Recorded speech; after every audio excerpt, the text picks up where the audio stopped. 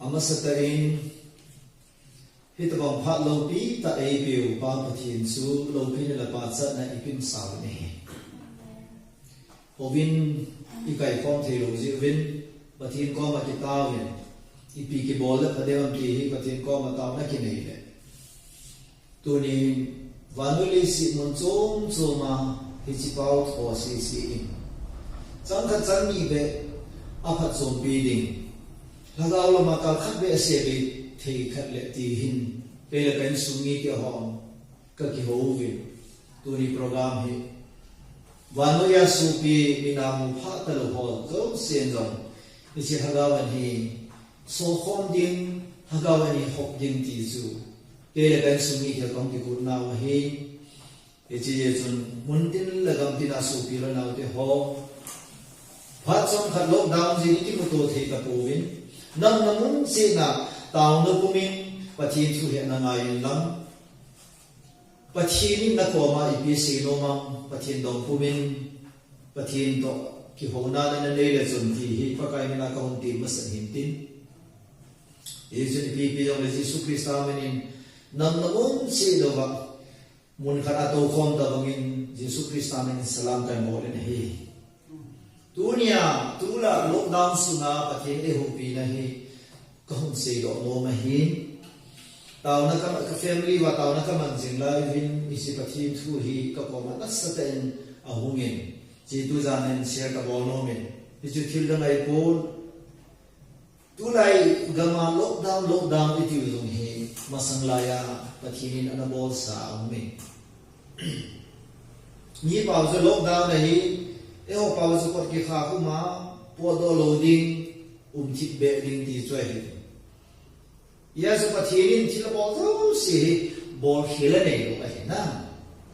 bol khila nei lo ai e mo sum li ve na ile valori si na thil so zo si hi aji be ya su kha cham pol pathin he lo ga su kha cham lo ai pathin na su ni nga apal le hi COVID-19 zo hi pathin na su ni nga apal ja su hi ti hi inok diu ka dei nei ye chun vanoi na si ka hi COVID-19 hi vanoi si history a so khalo be he ti pathin zo masang lai chun Egypt gama history na lan sa yong ko farao ko ma pathin si ko aso khalo be he ti so yong so kin lo ding an ti ai yai patinin thil aso lo ding kha aso sa tim lawang hin patinin thil khat wang ami te chogen pathin lo te he sa no mi ti I movie nei na dunia I topic diu hi I si dingo na sa ta ingel khom di wa di topic chu thil la ngai kun pathin chen na mun ti pa hi I kho lim de ka dei nei mi te pa wasan God's dwelling place pathin chen na mun David lempahin taw na man sila mo pakai na chen na mun si iki no man no hi ta pathin chen na mun hi anangai sai yesun pathin Israel te hi Abrahamin khat be se pathin goma zo se jin kum zeli le som tum hi Egypt gama su cham zo na e ja so chan sung wa hi kum sa ban ba na chiu le mo hi Joseph ba pa na mo si chan ge hi kum zeli le som tum zu ni gama su chan ai ai na pathin Israel te khana su chan aka na ho a hilon na ho zu ban pathin an jata Exodus 1:7 yesu mo si an bu he pyam de ami Israel te ji ma ko na pui do de na agu de ai na bai nam khe na pui do the ka ko ni ji ma chen da na hukum so tan na yesu pathin Farao lung hi pathin asuta in ibola suta ha mi tia ne pathin Egypt mi te ko ma hi na ho pathin ta mong se ka hi poi pathin ke hi ta mong pathin ka hen ti hi Egypt mi te het sa no ma so na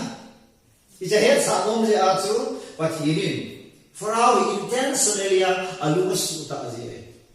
I ta mong pathin ham ti am mi ho da mo the le ma so abo ye jun izi mi te a kon Israel ta hum do the le dinga he pathirin mosi hi izi gama asola icha he farao lum ta pa Israel te asolo the le dinga he Iti say down. Gao sa na pi dam hisi somalan sai. So mo chu amin chin ka tin ai thiang la ni ki do the wa hin na. Khat na chu i ve nai am sa pi na i pi gao sa na izi gama aha am iti le am sa pi na hin. Tui ho le vadun ho le tui ku ho lo si hi thi sa na su sai ni. In the lamb blood, this is a society. This is to Exodus book segi, Sam so ni so simple so no mudi pai. Ani na so ukente frogs, ukente la sa ki Exodus book ge sang na pa na sang du ti simai le agam sumu wa he pura ukente la sa ni. Athum na so yo mi thu ti do thu si wai bom ati ku alang sakit ini hi, isi kapung piso tu tak ada jing, koi mahak tu memang aku ilo ahi, dia tu ahi ni. Alina tu, yang tosi tu, inzo sejik ni te, inzo sejik tosi abok sakit ni. Isi tu asuk gan tena, alina ni. Cuma, ama nasi kan kina ni. Ipi bolam tu le, gan caho sungahin, tina pulda Allah sakin, agar caho bom selawa ho, so kira kaya mui wa ho dong, bom sakaya si gan caho sunga susi dan na cucu atilam sakin le. Jole ama nasun, agu nasun, uilut, Exodus bungko samso apa nasom lakat nasun uilut dan sakin. Ichi biya bola madil pathirin Israel te iziba mako nasi bo na din hisan ge ya su pathirin en bolna faraule achi ko bi ho so ma so ha ko mai asagi na chun gira asa ki ne ge ki ti bai lo bai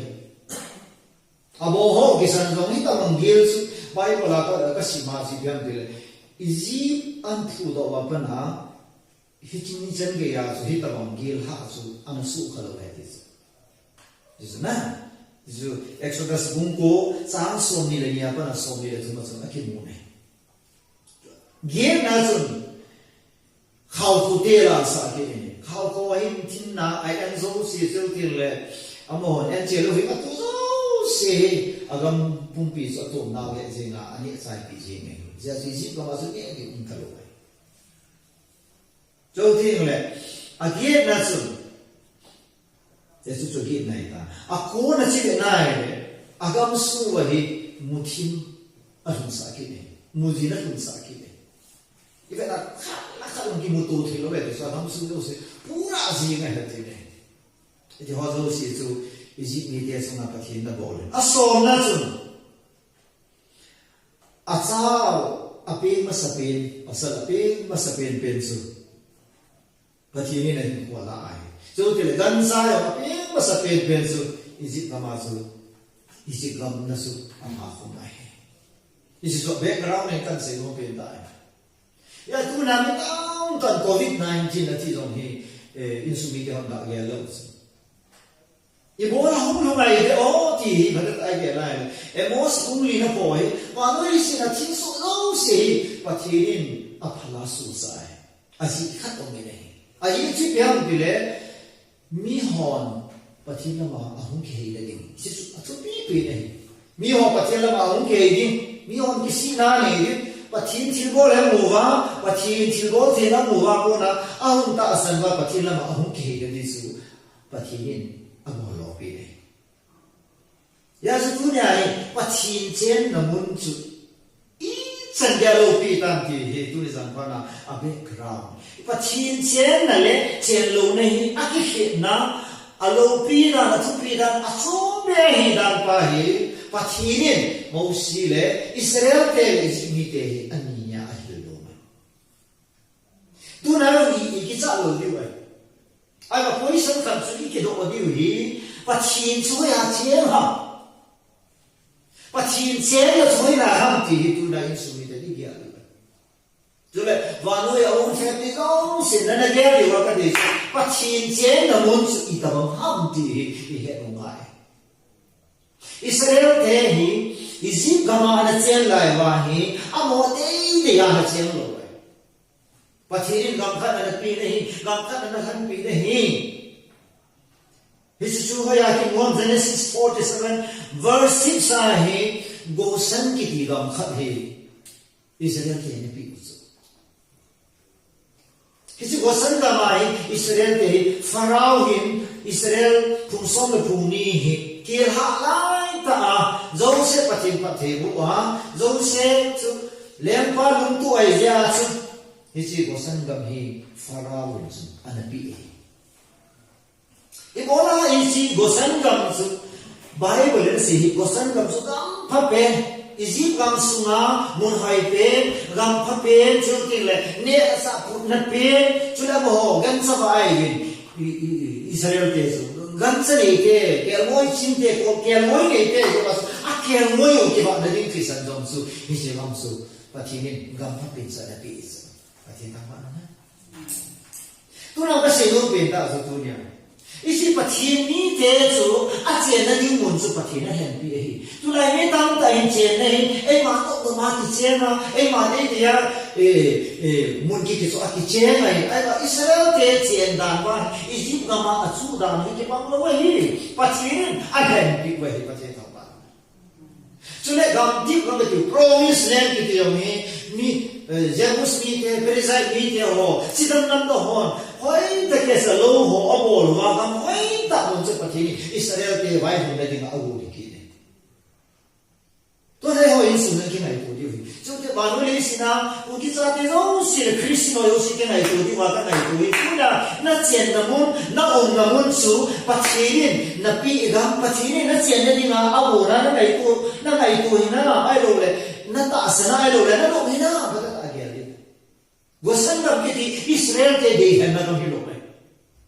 tu na ma ho la mi no mi pa inam pu pi ka le na e ho de hen na ki chi gam ko ta su na ela kham tha ho ding in a de hen ki se le no sa na hi ne tu na America gam no Europe gam no hi gam no ta anom ta phe no na lo se hi se na a de lai ta wai tu na anom lo pen ko vi Ano pen isi gam Pharaoh la lai hai ai lai ta Pharaoh chane lai ta ke bo kai tai ati lai ta ai pathin Pharaoh na ni ma sa nei ko na su ma le kha ma lai ti pathin isi na ma pho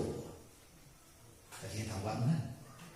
hesi a ju tu ni ai ingai to li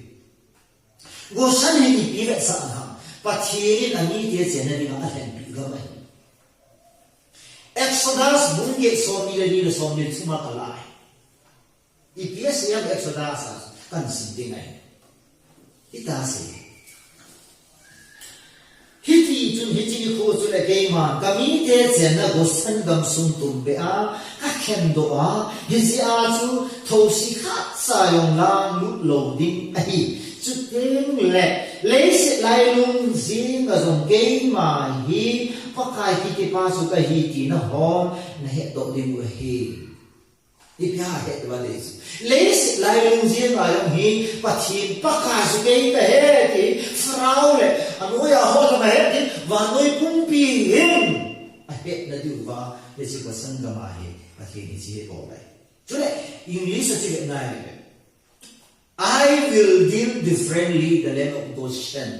where my people live. Kami dia chen na Goshen chu atum be a deal is ka boarding ahead is pathin ta ba. To yo hi ba no ya pathin ni te le pathin ni lo te chen na ga mo he na de ta ta yo pathin ka bol le an boarding ahead pathin ta ba. Pastor solar chen la in le pastor ni lo be pathin ni lo hi lo be chen na pathin aki hi na ko te ni na pathin chu zo lo ba. Pathin na si hoi all board ni mai pathin a sei ma sat lo hi board ma board lo mai ta tu na COVID-19 zong hi Egypt gama COVID khalkhalai lo wanga pathin hissi na lang sai tai Pharaoh sa li na hi ai wangin thosi ten Egypt na ni pathin nang ba frog en Egypt na ni khau bu ten Egypt na ni ui lu ni Egypt na ni mu chimen Egypt na ni Egypt pi le man asai na la wa so pathin ka se so na cha the in Ganang do na zung tele na sa te nan do ti mu ta na sei de ni su pathin ba kai sun isi mi te ka su cha na wa ka in pui do wa chau ti pathin na wa ta sun isi me te su ki chi na na le ye ti na si de ni su pathin ta ba tu na pathin ni le si ni ama tu e ma no le si ni pathin ki chi na ding mo ngai pathin ni te su ma ki chi min ka ti na su pathin mi lo te hi pathin ki chi na da pathin na ko su ya su Goshen cầm cái gì mà chỉ là này Israel cái chuyện đấy mà là này cho nên mà cái này là dùng xong rồi đi ra xuống cái sinh khí này là xin sai mà này chuyên bắt cái hít thì là abol ta hít thì chun abol ta này xong rồi hít ta số cái mà cái mi thế là nằm mi thế cả cái khăn nó khác cái hình quỷ đình à hít dính thế là hít chỉ hít amel chỉ na hít đình à hít gì Gati ati pathin thapa Hallelujah Ida I will make a distinction to support Kaya ma kami te Israel te to isip mi te hi ati na distinction ki mang lo he pa su kan ko yi de ni pathin thapa Isu so bi de tu ni pathin chen na hi ito mga lobi na kasi noong peta tu na nainahin ko itsena lockdown na tibola mo na isu na chen tipa ham hinsin pathin su na insu na chen tipa hinam ti ko isan ka doon insu ni pezo si ano ki may tun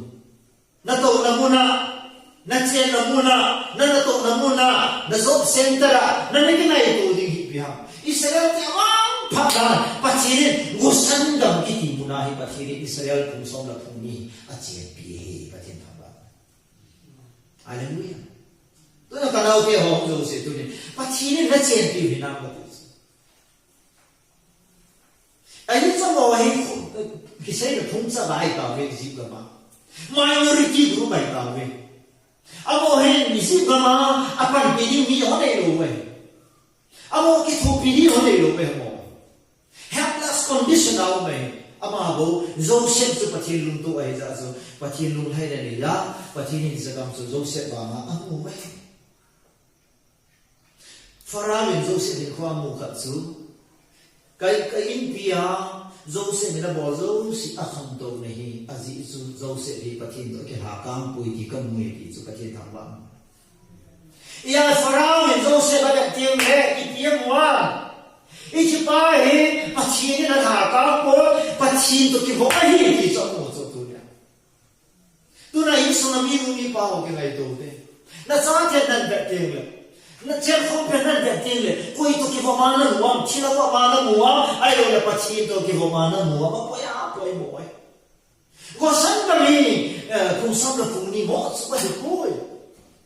Joseph zala gam phapien tai Israel te na lo ba he pathin thaba tu na ka ge ji so ke ji a kanau te ho ka su te ho yo pathin sam the ji ka ta sam ke Hallelujah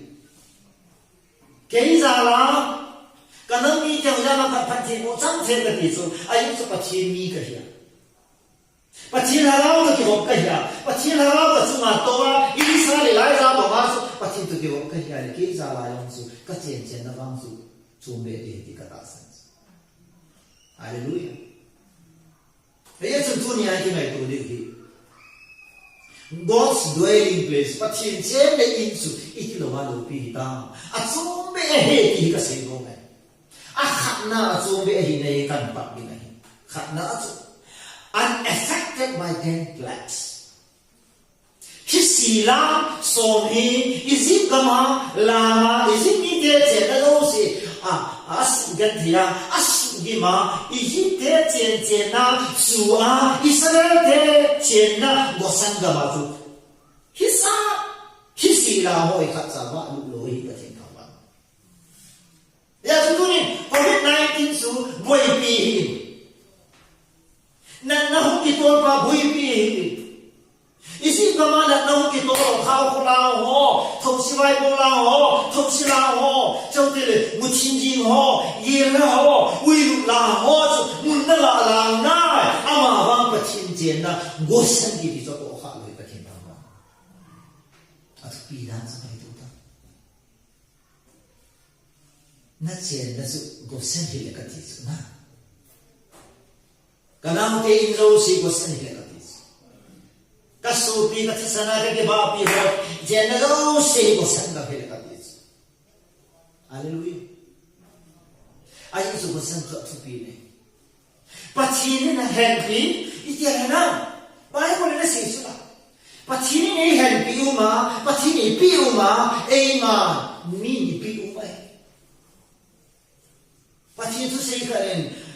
centenaria asia ka lunti mamang lo ka chu tu su speaker pan pathin na pi lo ki mama so nen su na koi hi na ki hallelujah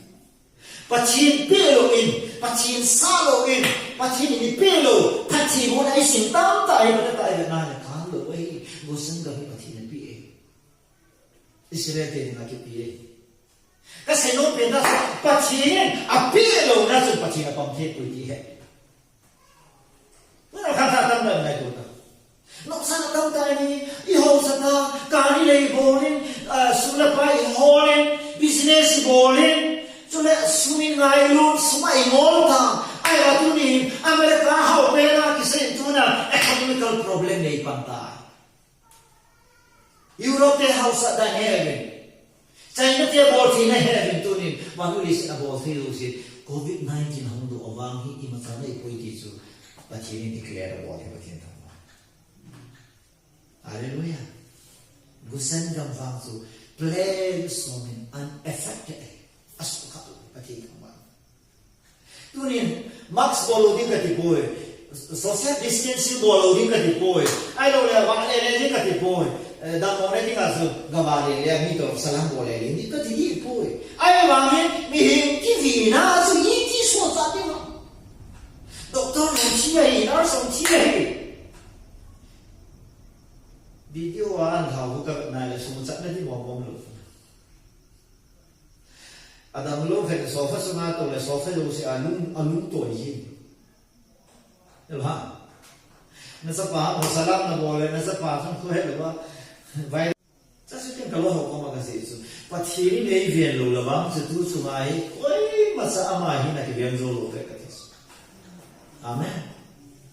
Ada tunai bosan kami ibola patina dengan hamdi itu. Ibola efek wah. Answer number one tu patina janji. Hallelujah. Hallelujah. Patina je orang kita itu le. Tu nak apa tu mo? Len Paris kan halu sini. Paris minister ho jen ho, prime minister Modi ho jen ho. Jadi le. Lok Sabha, Rajya Sabha mil ho chen ho khu ba to mo security tai ta alu de ho ke cha chen ke mo chou ting le I cham cham ba ka ki lu thei lo e a khu ja e le pa ta ke ai sa ye da che ka ki bo ji mai le pa chin che le ki sa ma serious a screen ki bo lo ka ka ti su na che ki bo le kunan kenapa kan to pa kenapa ina yo su mi pharon mu jom le ban til ten ke a che ka bol de ba ki chen na hi kha ka sa pa len bo te ina yo su ge na ban til ten che ka bol de hallelujah ba te ta ba pa chin chen ne yo san ga ibona ko san ga ma pa chen lu lu ta che ha a mi je chen ne di ma a he bi de hi ai spy ko cái nào này Pharaoh sun dấu xét cho cái này là luôn hay đấy chứ anh là lại chứ dấu xét hình đàn cho cái này anh là lại chứ ý biểu là mình lá gì vậy này anh chỉ nói đâu anh chỉ nói đâu chứ dấu xét cho nó bắt thiên hàng pa bắt thiên nó chuyện bị phát sinh vậy chứ bắt thiên thằng bạn nè dấu xe bắt chỉ cái hạ phăng lộ ra chứ bắt chỉ đi đồ sinh cho hành vi chứ tu này yang bắt chỉ đi ít hành vi muốn bắt chỉ đi ít bị sự phát cái sao hoàn bị này tu này cái này tu đi bắt chỉ bị lộ thì bắt chỉ đi hành vi lộ nó muốn là ít gì này muốn khả năng nào là cái gì đấy khả năng quay tu cái muốn nuôi áp phát lộ gì thì là họ làm việc hiện cái ta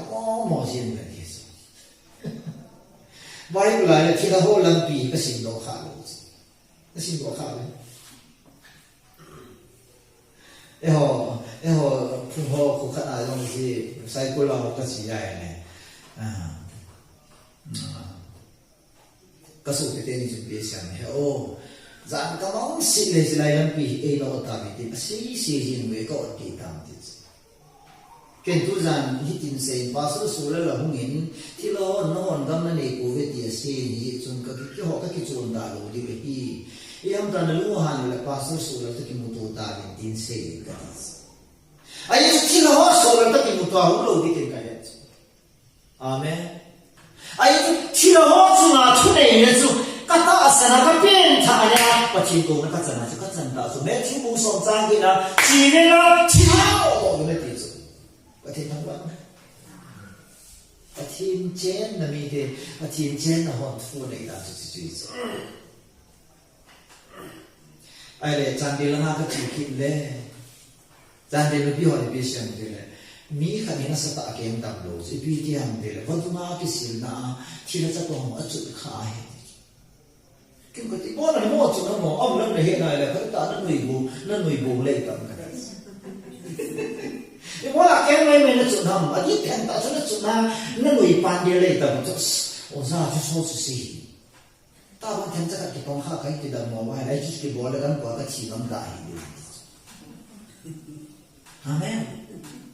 hiện tại là ta ít quý ba cái con sẽ đi luôn không bao giờ muốn giấu sẽ bắt hiện thì là cái gì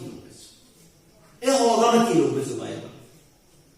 Psalm 24 đi về này là và lấy sự asma thì là cái sẽ là cái quay abon sa patina है देखो इसी कमाया चुके से हम दिले फराव में है दिन चु ले लेवा इसी ले से गमजे रोमी पछिन का में है ती आहे नदी में इस पछिन का हालेलुया या सु फराव है सब फराव लगी इसी कमी नगमाना नहीं कोई वे नगमा ही लोग नग संगति नंचुन नहीं कोई this hallelujah Donald Trump in America को अमा president है वो अमा एक कोई के तू ना पति ने सीता है hello prime minister जो साबो थे तारोस मी पिहिसान नहीं था दोषियों मी सोरा पी जो तारोस वाना ले याद नहीं ना पास में होसन पोविटी के है नहीं से पति ने बात या सो दोषन कम ही पति जे नहीं थी पति ने है सानो में हालेलुया अचूम बे आँखों में akidan na taat uniqueness hi na so ibiham dile unaffected hi asuka po ito sunat na anina ipimong su asinam dile anina sun isi gamsum patin chen na gamsu patin pataken san akong bi ni patin thambang kasi ko benta so wo san gam awang binai le tu na patin ni te ho patin ti chen ho na lo so patin ni te ho bi da dam di 100% ka ta sa ni hallelujah ko le na ngai to ta patin ni ho alien la de wai ko ya ho bi la de wai ko na za lo so Deuteronomy a ti bi si ya 28 verse 1 apa na si to si mai le Israel te kanang gamang humba akil ko hita si chu izin gama hila ho chu ka sei na lai wai le no ho gam su a velan tha ki lo de na chen na hi ti hila ho chu ka pa sa lo ne is ka kin thamba ati ki ti na ne si chu ka so ki ti go san gam chu patini na tum bein ana hom bein ana ven bein hi achum na chu Pharaoh le đôi thiên đâu sử dụng EPSM đi le tu nia Israel te la Egypt gama na tong hi vi mai ta poi pathin finger ha di hallelujah pathin finger pathin ipi ti de ba khut zu isu si pi ham bi le amasalam si tu si mai le mung se gi ho mung gi ho chan ge su abol the ba zu mo ha de si ho abol the ba zu ai ma ha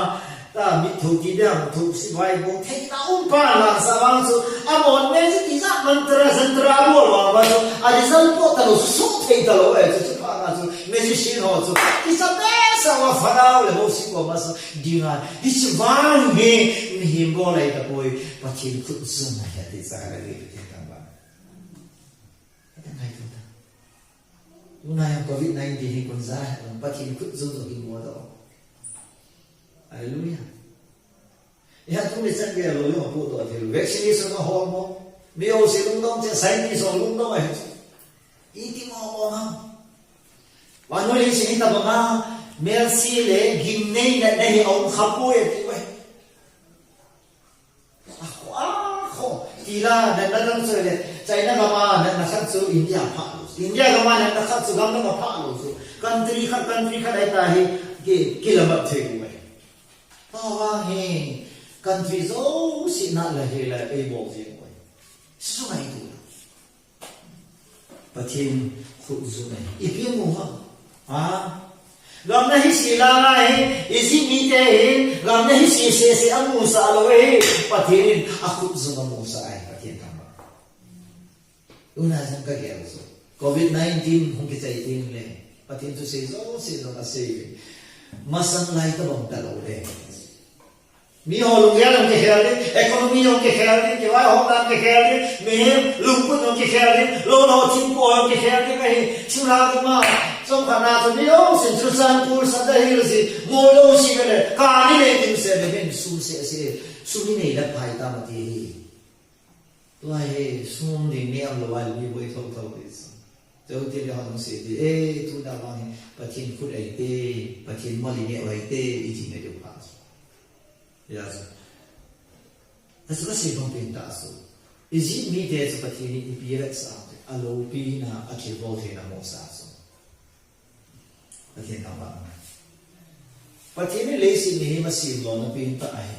Alo pi na mo bi na si. Ke yong nang zong I bon sa ba tu nai patini lo pi. Is it ma fara wen zong I bola Israel te so. Ta da lo on te pathin lo pi na nasa ta mo pa na ki sa pesa Israel te ta ko son lai sa na bo I de ti pa sa mo pa pathin ta ba ya so pathin na ma ta so Israel te ri ma so na sa dai so la lockdown di lo he tu khang ma su lo pe so I ji ma na su ta so pathin ni go san go he lockdown na go na Israel te hallelujah oh now so na ha sa lo sa khu tu chana叫做转了是然后要让啥啊准备啊弄到了宝最近啊里那时候把亲戚那时候准备大这边的 pass over 告诉阿伯给的哈利路亚 Exodus 不说了你上说了从这个那嘞一比毛毛在以前干嘛以色列的这那时候给告诉他们这个那嘞ที่สันจาฮิกีเอปะเคนทำบ้างอีพิธีสันเจอาจูอีพิธีสันจูจาระเนี่ยจะอะไรกี่บอกแล้วที่กัลจูฮัมอีทีเล่เกลมวยโนที่สันเองเกลมวยโนที่สันจูอีจันเกียวันที่มิสุมังดินจูปะเคนสิจูเกยมาที่สันจูกันมูตินเล่อีจะวางอิสราเอลเตเจนในใจที่กะเห็นนะอิสราเอลเตเจนสิจูก็กัลจูเล่สิปะเคนทำบ้างtu này là năm cái tổ tiên này Israel cũng hey pastor tên quý vị hamo thì on sign board so pastor residence adu da kita asu Israel dia sign board so ile ke mo no chisan sign board ipina te na kal suam de chisan sala ti so hallelujah tu na in sumi ke ho bu member ho mon te la kam ti na mo si ke de ipiji a pachinu ha nahi ha ko na ki so no ti ha o Jesus Christ ti san za ko bi de amen ti san za la pachinu ha na su na ka su he gau sa na asa ko ma sa pen su ti san ki lo na ina su asa pa len pen gan sa ayo api ma sa pen su hi chin za na zo bon cha ki that ai gama ai the whole night is on khong a ke so Egypt gam su ka o thong su Egypt gam pum pi su ka la ma ven dim se le ti su aga lang khana su ka na uma lang khana su lung zina ka na condolence service na ai wa ma lang khana su Israel te su ka thiin a ha bo ai deliverance a bo don nin zo ngai to ke i chen na wa ni Jesus Christ a thi san dai lo wa ho isu ta ne lu lo thaga wa zo ta sa Isaiah bu so ma la tum ka sin de ka lu mo wa su ama ki je na ma ha su no ke bo na ne hi ama ni so se lo se ching le ge apon ta ki sa le iki bo na na su thi se na he tu na nei mu ton thiên le na ra ko na mo ti sa sa ta ma nei la mi hi lo min ta ve la Jesus Christ na chi san tu ke ya li na lu mai ta na chi san tu ke ma ka ki bon na he na chi san tu ka ki bon na he na chi san na ke chim sang kai ta i pi na na ni lo dam te le so Jesus chi san za la kal su na san ni ne pa ke tham ba so ko san ka ma tu pi dan je ri nei akitan na tun boy ni na ka sei no men to a he le pathin chen na mu ni sei sai ta u da tu pi da tu ri pathin chen khom mi the akidan na a chu be hi ka sei ki di hallelujah boy ka na tu chu pa yo di khana ka la no pen ta se ham the pathin chen khom bi mi te chu pathin ni a chen khom bi mi lo ho do ki khom ni na koi pathin tha ba hallelujah ai tu ta kêu cái gì thế họ lấy bây giờ gì là cái bà sẵn không được cả sai là chúng đi xa cái gì sẵn không được và chỉ nhớ rồi Israel thế và chỉ đi luôn năm họ thì cái bằng đi ngà à thế rồi rồi muốn xong là rằng xong là câu chuyện này này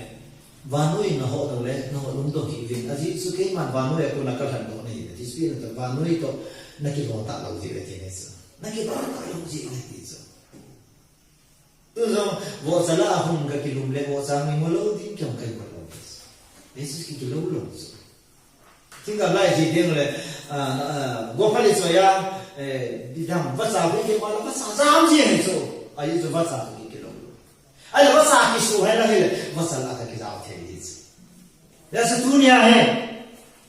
mà thì anh mi Israel thế số mi đi mà hồi gì mi ở đó xong cái mà aku imong rồi It's also, I will make a distinction of this. Hallelujah. At some better sa atin. Hallelujah. Pati naman. At some better. Pati mi lo. Niya ang kibang lo. Di sumo lang kibang lo. Inchen ang kibang lo. Hinda ang kibang lo. Ilulu ang kibang lo. Ikipi ang kibang lo. Di sa pati mi. Israel, Egypt. Adi Leviticus lang ko isimay. Do not follow the custom of these people. Is it me there again? Is it me there? China hopi son boy not son lo di hati. Jesus Christ ali no mo si ta ba so Jesus Christ ta ka mai so sei yo he a zum be ta hin na lo zum ja so amoi Christi ana ti wa so pa ta ba. Ni na ka ta ya ba. Patin akihi na ko ni. Chole bung ke so bila niya so at so be akikit na so kami te so kapoy te so pati tamba naman point thum na so pathin thu asay lo so abo to ve pathin thu pe lo so achi pi ko ve ni hallelujah Exodus bung segi chang ni chang segi chang so nya so ki mo ipisam pakain asay ko gen farang lo sin agamo ta ne he sai le punai ram su malo ki bol ho office ka hi han lang ina yu hi han lang chonting le service ho da ni han lang in se ni sin da le dong le pati na si ba nga ki bol hi hom ding in ka ta se su ti ka ni le bol ho ya ka se su pakain ka ni le bol ti ni se ri ka no pi ganin oi pu na si le khai ni ne lo ho pung na sin khai ni ne ho pung na sin Bible la khai ni ani ni hi vin ti ka sim do he ke lo na se tu ai lo hoi la ya cho anani vin ti ki sunam ka ki na lo pa ti tu pe la lo lo so ai le to ai bo si le farao ni pie bo la pa ka bo si farao ki mu do pe ta ki mu pi jin so tu na pa sa le na si mi so ni hi la lo pa ka ni do bo ta na sei ka na ti chi du na ka ti so na dire ko ma sei ta mo ni ko ma ka sei ta ano ko lo pa ka ki mu do pe ta ti le so pa ti sia wa i bo na di na ti ka nai tu le tu na unai ki chat pin hoi pathian sa nai covid mai thi so yo hoi sung wang covid jong he mi hu su le ke pa thu ka se no so ko na sa wa do nam ki mun ta lo ki san na sa te hoi long pathian ngai lu le jang khu bible study ki bola ki ta wa na la ka sa tu ta ka ba la ba jisu hong le ki na thu ti so na akizan da tu ka ti Children on the minimum Sagan single. We have no shit to like a whole pain, let an ice at him to Patina does Patina. I convince you are in Patina, and I say, but he's a mission of success like this. The Pita to a laugh at Palm, and get it out, you can last until to cái này là và thì mình biết bồi ít lưu hàng thì là ăn sạ rồi na đi cắt sạ làm rồi na và thì nó đó chỉ gọi là anh ta sao lại thì hết hai bồi vài hàng đi xin rồi thì hết hai bồi và thì này hết rồi mà nó về Bible ít hết rồi thì Bible cái phong trào rồi tôi dùng anh không muốn gì thêm thì là ba piên thà lo họ nô piên thà lo họ so lung si lung thâu so sa te pi se pi tu tan ben lam chu si ba se nga lo so se gi u ta ei tu ki ham mo bel bul zong le i sa te counseling be ki pe thia hu ina tu ki se pi thia a piên thà le yo ki se pi thia zo ai su piên thà ki ja tu ka ti na hello pa piên thà le lo ho nu piên thà lo ho a sa te hu ina tu se pi thia lo ho so mo sia mo di la yang gol a lao ai cái sao lộ diện và thiên cả không vậy, Hallelujah, này tu thân, ibia ông ở ngoài bì, một sự mà thiên nên xây á, à thiên xây, cái số bị thế tu này, cái sự luôn biến đổi tu này, ý xung vầy, và thiên xa lộ, và thiên chịu bỏ, và thiên nên responsible những điều vài này, và thiên thu ngài, rồi một số người sang sự sang ai về đây nó hoa cả thu mà cái ông nó hoa câu mà lại nó cũng chân thu mà nó đi nói của cái gì mà sang ai ipi ha bồi ipi và thiên tu sĩ bồi ipi cùng cái suy mà thì hiện nhiên lâu rồi việc làm cầm ngay với hỏi là ý nghĩa gì đi vậy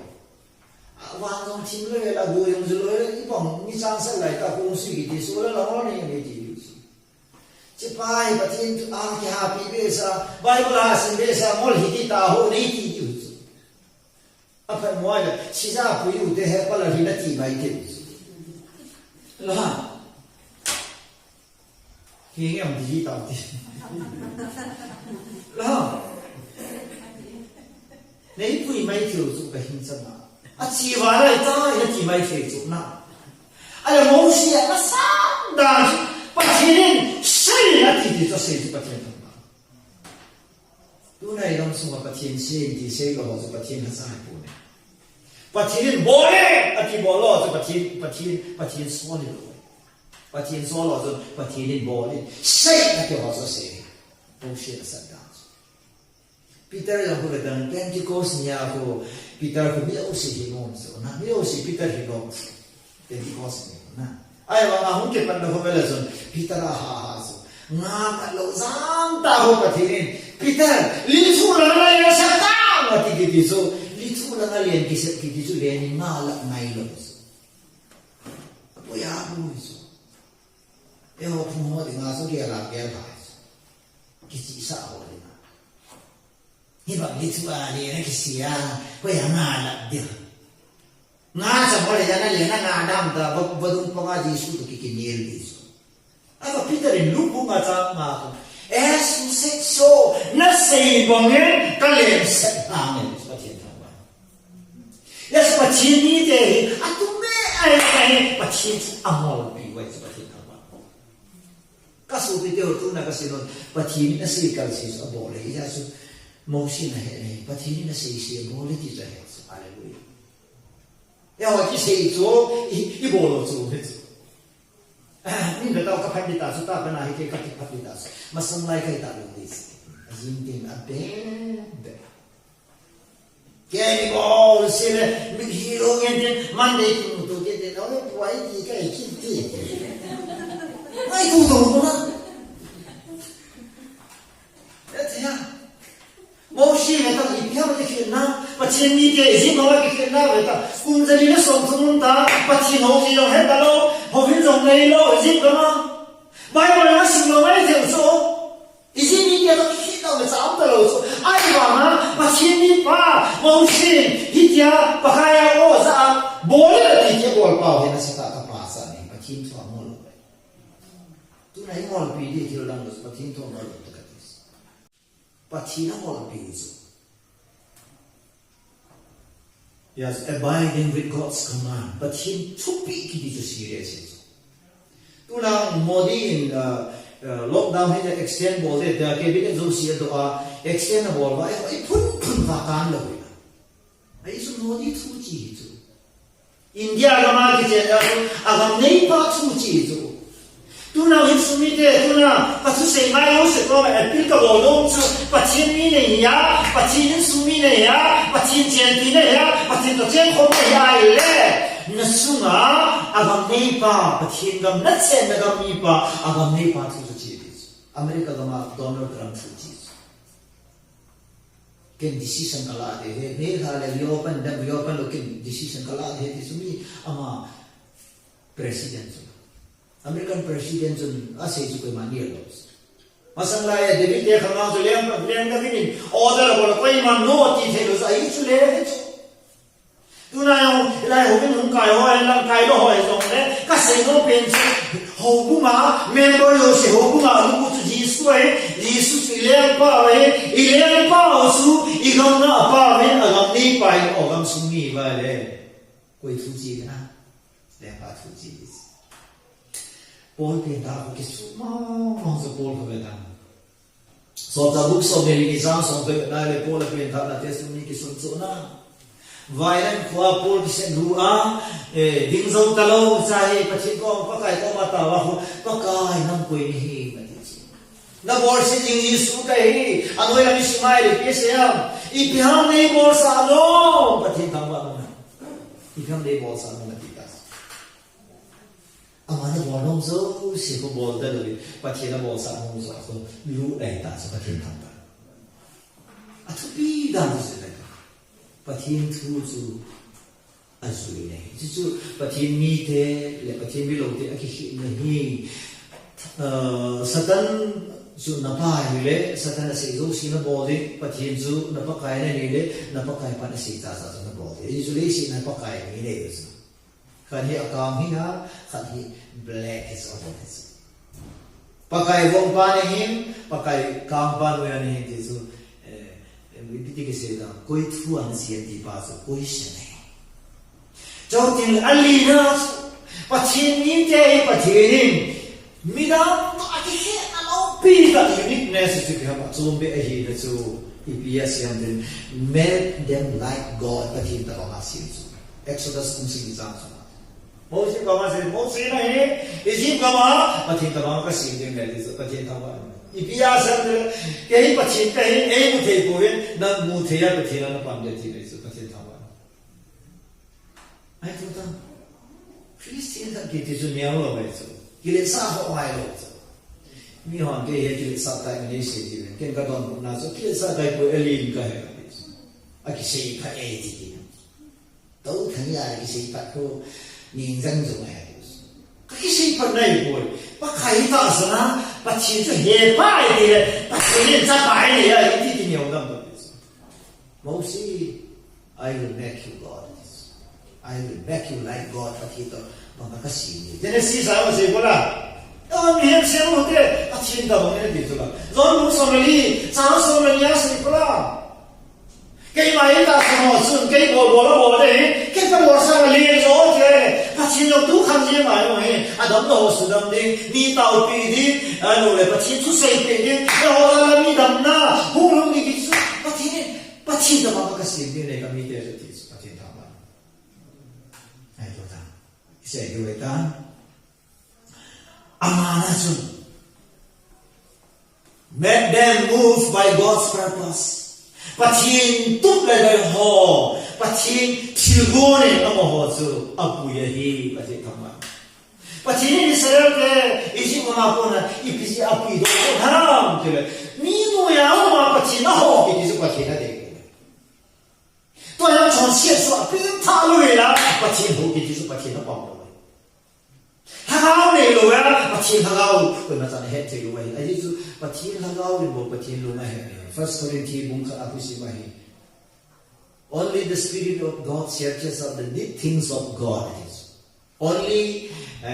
the Spirit of man searches out the deep things of man. Mình không biết thu tạo sự anh muốn cho mày hết luôn. Cái nó có ba bao nhiêu liền luôn thì bí đi là giờ này bí rồi thì nó không vậy chứ là.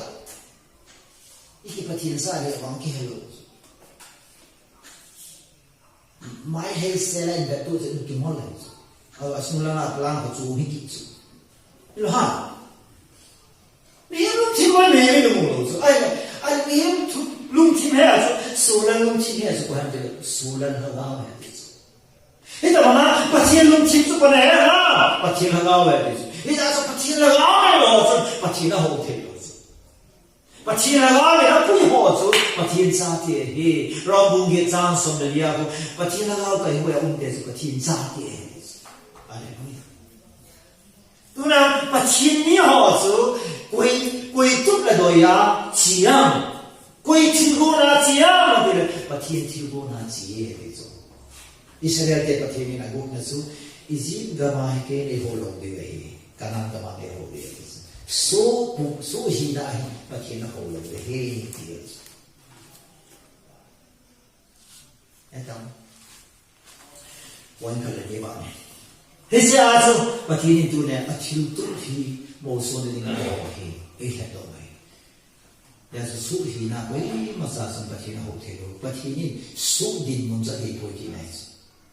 Cứ nói ông ấy số thì cũng mà bắt thiên hậu hóa số na bắt thiên hai đứa mà bom thế rồi này. Ấy số bắt khai đấy cũng hình dung này số thì kịp được đấy.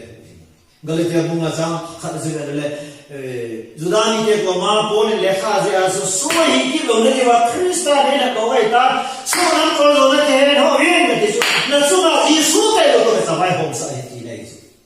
Yesu Krista ke lo ko sa pa khai pan sa hi ki nei so hallelujah ke tai lo ko kai gam ni be vin ti da he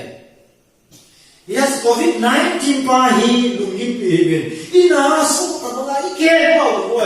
John sit so ana pan kha danger zo hi so bi de ye chun worship pathin ho ki ti he ipiham hi tin kala ne deliverance then worship na so cha de jo ki ba pathin na ho de ne farao chu de na so cha de farao so ana pan na hai ni farao chu so na ne na do ho na de jo ti ji gam na khel de go san gam chu Israel ke chen na ga mai bo ma chu Canaan ga ma chen ni ke la sa chen de go gut pas hilai na hun de lo chon thaga lo chu ta ni ko tu ti su pa ke ne de ya su dunia hi he ni ve a chai na ke tu na isi ta na hi ne yu ka de hi chi David ta na hi David la hi ti ka ji do ne Oh Lord, you have been our dwelling place throughout all generations. Oh, but hey, akama nanchu kachen na mulo na ni zinge su patin thapa. Hallelujah. Ya situ na gosan kam sida no even. Patin su Christian ata sansa ke ichen na ni we. Matthew bu som lagi na ba su pala. Oi zon le Peter ko ma isi som pi so ka ho bin ka tun ni ngai chi na khupul ko pin so ane so lo de bis patin thapa. anh nghe đâu lâu thế thì chú ipiti na ham Jesus Christa cho cái sa đó Jesus Christa cho nó chết này ya Jesus Christa cho nó có sẽ này ya nó Jerusalem ấy ai lệ quay mà sao nó sự sự rồi nó sự phá rồi lâu thế thì chú phải promise phải bon sao vậy phải cũng phải tu đi ama sa tin chú phải chen này hi phải mundan to ke basa pu nei ani na pachin chen chen na chen de pachin to chen khomoi pachin bidang to ke basa pu nei ji poi ni hi tu ni san pa ai cho le min pachin tu mai zo si pachin bu han lam nam namun si na halo mal so na san ni gen pakai min wis kan bolin pachin bu han lam pachin khawu wedin pachin tu boy be wedin pachin tu lai ni ta banga chit chana in mona i koi lai vai pathiri EPAC pi no mam te pathiri thu hung hung zo zo na o den na pathiri e hu li pi no lai Israel si bi si yang Hosea la mas ken ka sa Israel hi gam chi ma ka pui do de hi gam chi ma ka pui do de ka kho pi le de zo ai ju si ti a che ma comfort zone na mo ba no sa no ma no ba de kho pi the to bu ve de zo America te boy pesa ka te kho te ji to ke hom man dalo asa te kho me ni pha na nei lo ya sa America hom pi se home is coming back in sum ki yang ki le ta te he ji no ko mam ta in lo ki da ji to ni lo kya ki te to ta sa i sa te ki to phong ta so pa te ni ni pye de ya ho bung sa ma pa te ne de so family de na pao ka hi ni no ka sa te ne hi ni na ma ka chen ni wa te so hallelujah suy này thôi đấy, và thiên tu này hình, ama na si insano, ho na si ama yung adi prince no mai.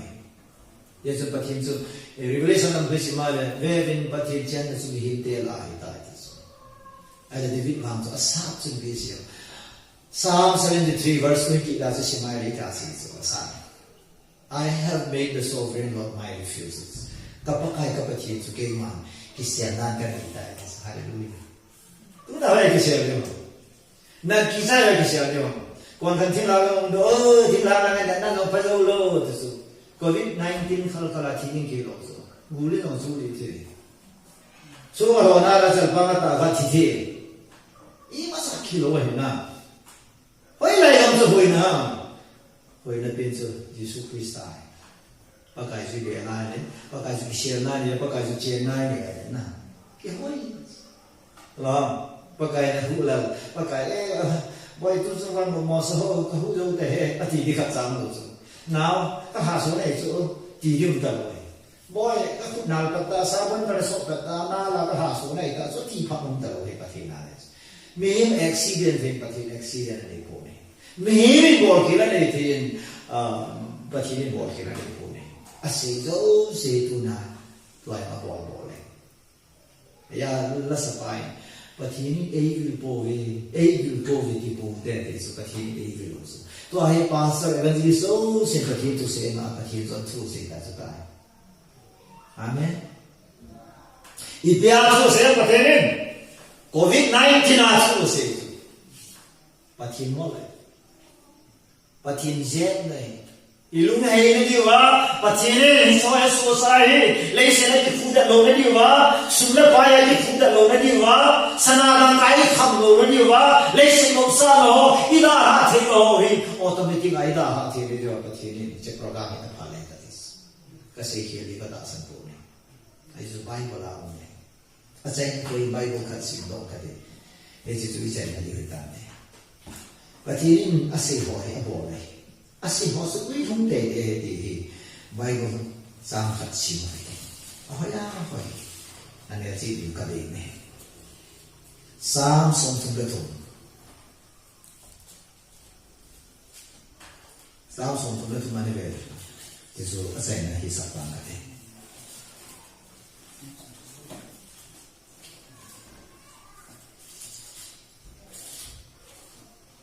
sam song thung cái thùng anh ta xí lấy sẽ cũng pin bắt khai dính chị hẳn và đôi là trên thế bắt khai ra na dính chị hẳn ai số bắt khai hi hẳn tia sẽ là hi dên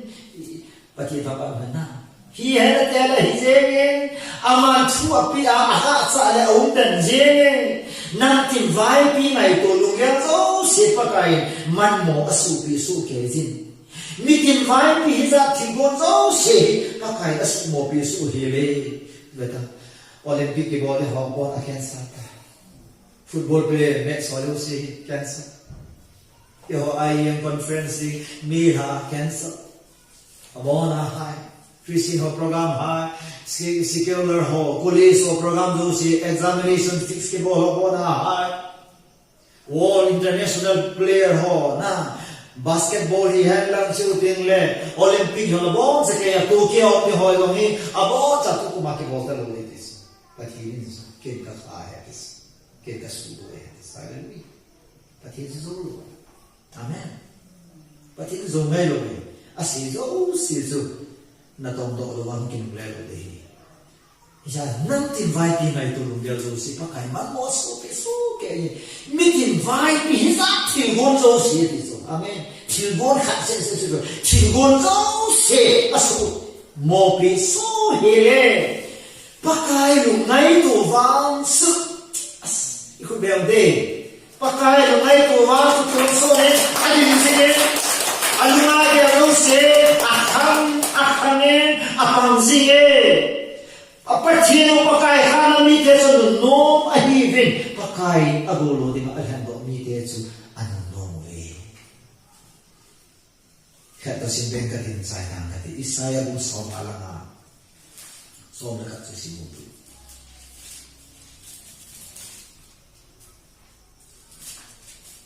som alanga sang gi na si tin se ne he hai tu ta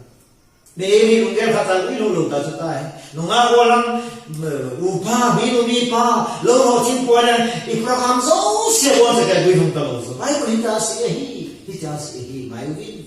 izena de tile kalung gel o so na ho lung gel hi ko na ho lam pi ho se kai ma lam pi hi ko tin pakai na se ye ta som la kha I psm ta kam sunga ko na ko do thu chen chu ti ni lai hi Hijitu aho ke wa hum ke le ke lo he de hallelujah ke man ta na itu chu abui te nahi ke man apan de dinga ka so pi thila chu kham do ni nahi ba ke ta ba ka si lo ai ta ka si lo na to tong sai lo ta ko ma hum ke le lo de su pa thi ya su ka si lo chu na pa thi thu hi final hi ai chu pa thi thu si ya le si no ma hi pa thi thu si ya le si ma de nai na ta sa mo Ata sa mo Genesis kung kalko ba so lay si hi bola umang patin kung hada tiyaw pa so na to ay patinin COVID-19 haitan ki jemi so hallelujah ida mo wale next Sunday tim le surviving in the storm we pick in la so sa na tu si ya sa tu niya patin tu isim do ho isi do ho hi patin ni bon sa di ka thelu indin angai ho zo sen halawa pa chon na dingin patin ka thena ko ta ha bon sa wen pakai so min mang pa